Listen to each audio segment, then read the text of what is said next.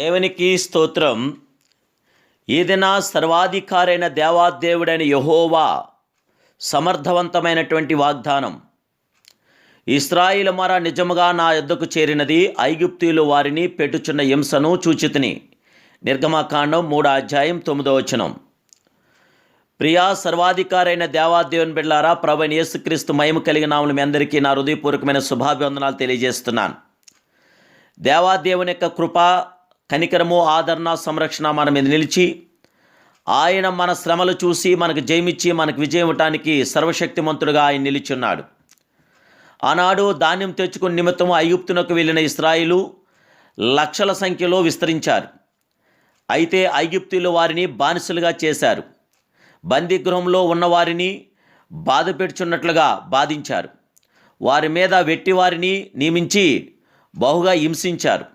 ఇటుకలు తయారు చేయటం వారి పని కానీ ఇటుకలు కాల్చడకు అవసరమైన గడ్డిని ఇవ్వక ఇబ్బందులు పెట్టి వారిని చాలా హింసించారు.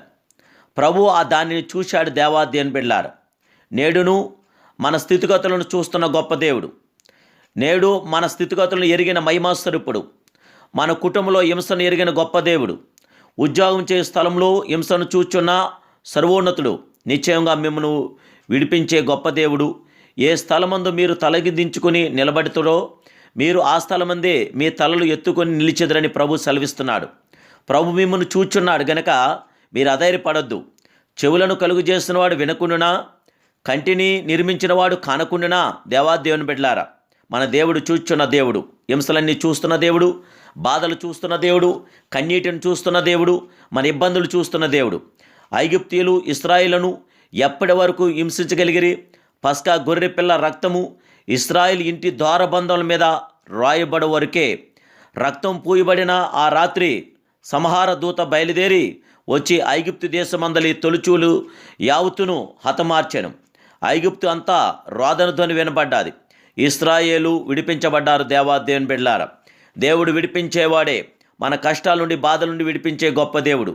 ఇశ్రాయేలు ఐగుప్తు దేశం నుండి బయలుదేరినప్పుడు ఇరుగు పొరుగు వారైన ఐగుప్తులను దోచుకొండ్రి, మీ వెండి బంగారు నగలు మాకు ఇవ్వండి అని అడిగి తీసుకొని బయలుదేరారు.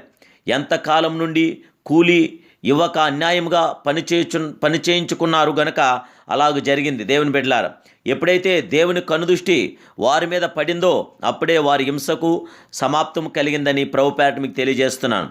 అయితే సియోను, యెహోవా నన్ను విడిపించి ఉన్నాడు, ప్రభు నన్ను మరచున్నాడు అనుకొనుచున్నది.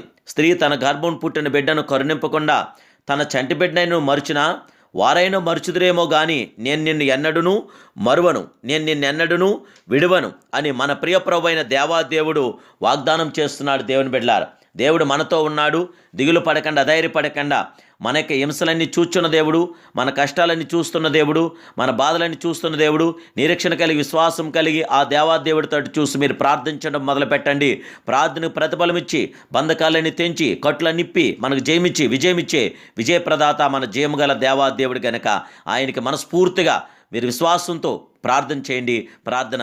మహాగణుడును మహోన్నతుడును నిత్య నివాసమైన మా ప్రియ పరమ తండ్రి, నాయనా, మా యొక్క హింసలు చూచున్న దేవుడు, మా బాధలు చూస్తున్న దేవుడు, మా కష్టాలని చూచున్న గొప్ప దేవుడు నీవే గనక దేవానికి స్తోత్రాలు. దయచేసి శత్రు బలమంతా మాకు విజయాన్ని దయచేసి, మీ పిల్లైన మాకు అందరికీ జయ విజయం దయచేసి, ఈ సమయంలో ఈ ప్రార్థనలు ఏకమించిన ప్రతి బిడ్డని పరిశుద్ధాత్మ అభిషేకంతో బిడ్డలు నింపి నాయన ఆత్మపూర్ణులుగా బిడ్డలు చేసి జయమని గురించి విజయం దయచేసి, పరిశుద్ధాత్మ గొప్ప నీ మేలుతో వెలుగుతో జయంతో నింపమని నా ప్రభును రక్షకుడు నేస్తున్నాను ప్రార్థిస్తున్నాను బంగారు తండ్రి.